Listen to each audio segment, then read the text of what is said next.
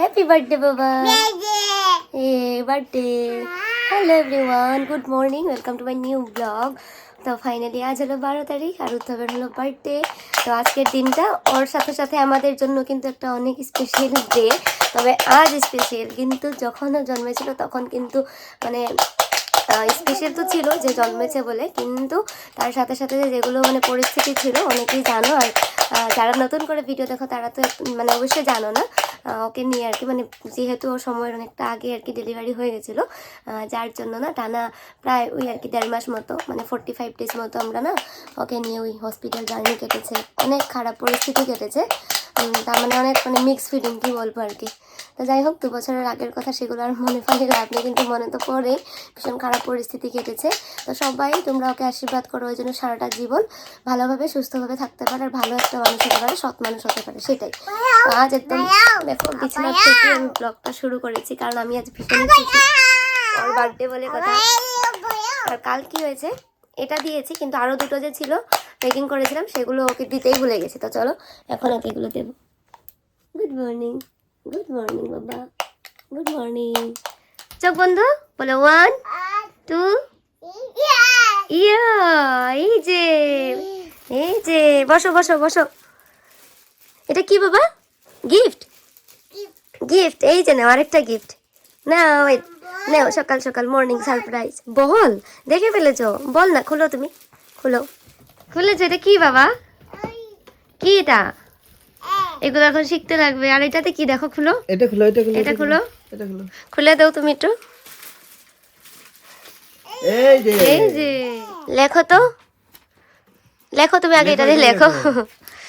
তো এই যে ওর গিফট পেয়ে তো ভীষণই খুশি। আর চলো এবার আমি আমার মাত্র উঠেছি, যেহেতু সব কাজ বাজ শুরু করি, তারপর সবার ফার্স্টে যাবো হলো ওকে নিয়ে মন্দির। তো এই যে এদিকে হলো আমার স্নান দান কমপ্লিট। আর এবার এই যে আমার বার্থডে বয়, এই যে স্নান করাবো। তো আমাদের এখানে না গোলাপ ফুল মানে সহজে পাওয়া যায় না, তো ইচ্ছে ছিল যে গোলাপ ফুল দুধ টুধ দিয়ে স্নান করাবো। তো এই যে এদিকে দুধ দেওয়া হয়েছে, আর গোলাপ ফুলের বদলে গাঁদা ফুল। আসো আসো, এই যে স্নান করাবো, আসো স্নান করে মন্দিরে যাবো। তো এদিকে আমার স্নান কমপ্লিট, এবার ওকে স্নান করে আমি ঘরে ঠাকুর পুজো দিয়ে মন্দিরের জন্য বেরিয়ে যাবো।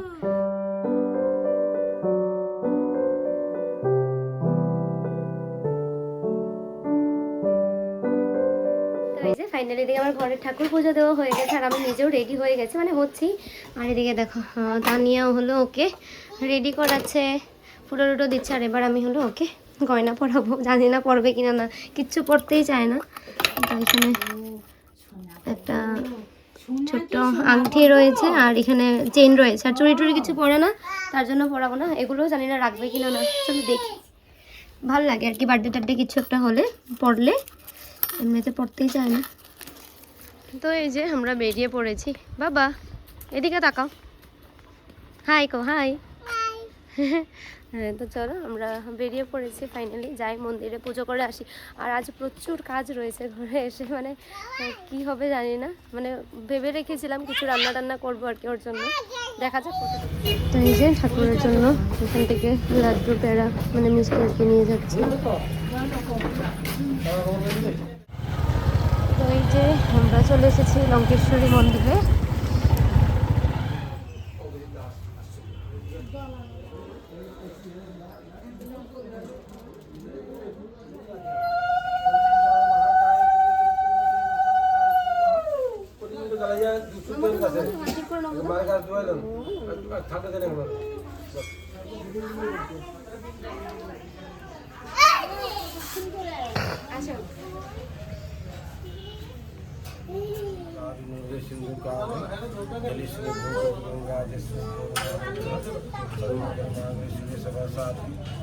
তো এই যে ওরও নাকি বার্থডে। বাবা বলো দাদাকে হ্যাপি বার্থডে বলে দাও।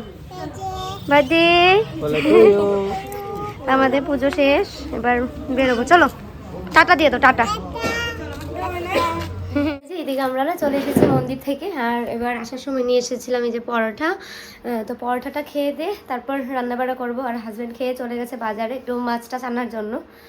তো চলো খেয়ে নিই, প্রচণ্ড খিদে পেয়েছে। আর সকালে যেহেতু ভাত রান্না করে যাইনি, তার জন্য আসার সময় পরোটা নিয়ে এসেছি, না হলে এসে রান্না করে খেতে খেতে অনেকটা দেরি হয়ে যেত। তাই হয়েছে খাওয়া দাওয়াটা শেষ করে নিয়ে না কোনো মতো চলে এসেছি রান্না করতে। তো রান্না করব হলো মাছ আর হলো পনির। তো পনিরটা আর কি ভালোবাসে, আর হলো মাছের পেটি খেতে পারে, তাছাড়াও মাংস চিবিয়ে গিলতে পারে না, তার জন্য আর কি মাংস আনাইনি। শুধু মাছের ঝোল করে দেবো পাতলা করে, আর পনিরটাও ভাজাই খায়। তো চলো অল্প অল্প করে রান্না করবো, বাকিটুকু রেখে দিয়েছি কারণ না অনেকটাই দেরি হয়ে গেছে।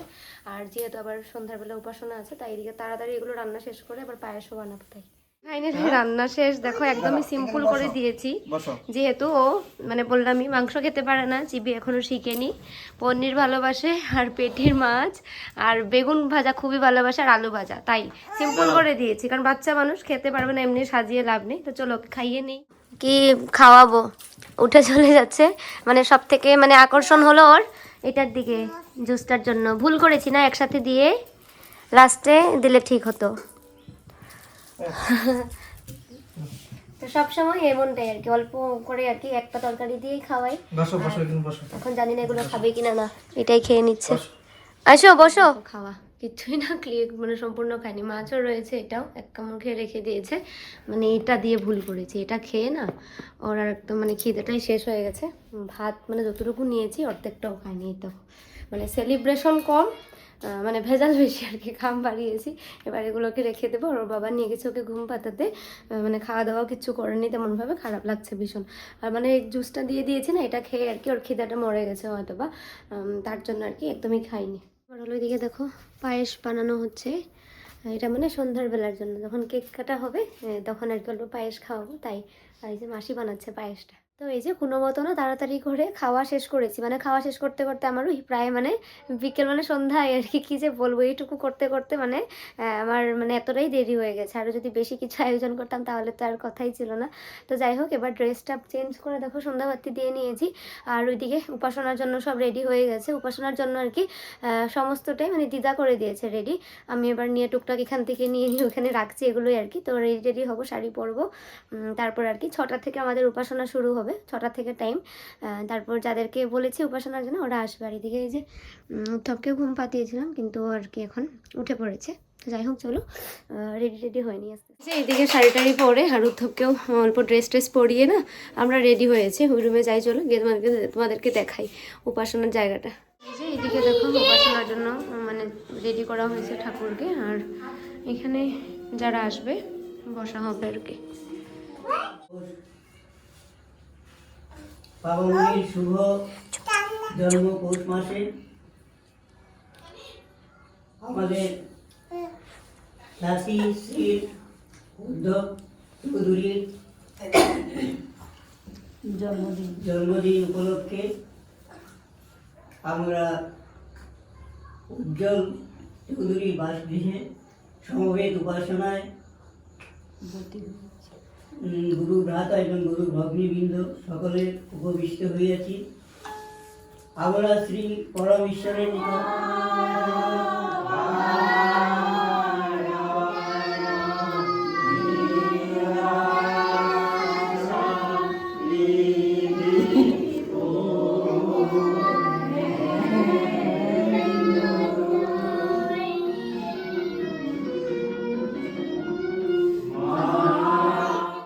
আমাদের উপাসনা শেষ। আর আজ যেহেতু আমরা মানে অন্য কিছু প্ল্যানিং নেই ঠাকুরের এখানে, তাই ওখানে আর কি উপাসনা শেষ হওয়ার পর মানে শেষ হয়ে গেছে, এখন ওইখানেই বসে কেক কাটা হবে আজ আর কি।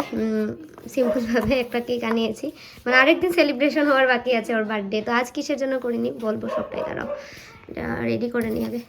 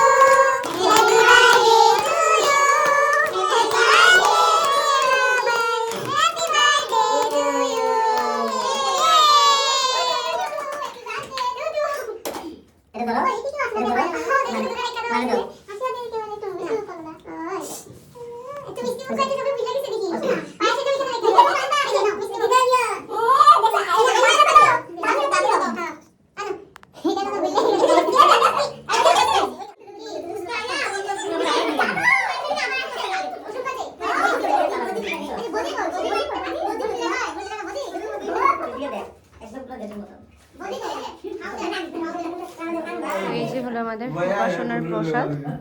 আর উপাসনাতে না আরো লোকজনকে বলা হয়েছিল কিন্তু আসেনি, জানি না কেন, মানে আমাদের পাড়ারই আর কি বলা হয়েছিল, আসেনি।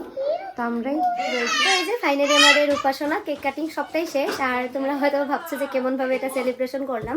আসলে কি হয়েছে, ফার্স্টে বললাম যে যেমনটা ভেবেছিলাম প্ল্যানিং করেছি আমরা, সেগুলো আমরা ক্যান্সেল করেছি, কিছুটা মানে সমস্যা এসে যায় আমাদের, তাই। আর তাও আর কি ভেবেছি ছোট্ট করে সেলিব্রেশনটা হবে। কিন্তু আজ যেহেতু সোমবার, তো আমাদের সাথে যে থাকে মাসি ওদের আর কি নিরামিষ, তো আমরা যদি খাওয়া দাওয়ার ব্যবস্থা করি ওরা কেউ খেতে পারবে না। আর ওরা ওকে উদ্ধবকে আর কি এতটা আদর করে ভালোবাসে, তো ওরাই যদি মানে ওর অনুষ্ঠান হিসাবে যদি না খায় তো সেটা আর কি আমাদের ভালো লাগবে না। তার জন্য আর কি আমরা আজ কিছু করিনি, শুধু ঠাকুরের এগুলোই করেছি। আর বাদ বাকি কাল করতে পারতাম, কিন্তু কাল হয়ে গেছে উড়ুকা, তারপরের দিন সংক্রান্তি, এইগুলো আর কি যাক। তারপর ভাবলাম যে আমরা পোস্ট বার্থডে সেলিব্রেশন করব। আর কিছুদিন পর মানে 2-3 দিন হতে মানে 2-3 দিন হবে, তারপর আমরা পোস্ট বার্থডে সেলিব্রেশন করবো আবার উদ্ধবের। একটু মানে সুন্দর করে সাজিয়ে গুছিয়ে সুন্দর করে মানে বার্থডেটা আবারও করবো। কথা বলতে বলতে তুতলে যাচ্ছি, কেক কাটিংটাও আবারও হবে। তো চলো আজকের বার্থডে ব্লগটা এখানে শেষ করছি। টাটা, দেখা হবে পরের ব্লগে।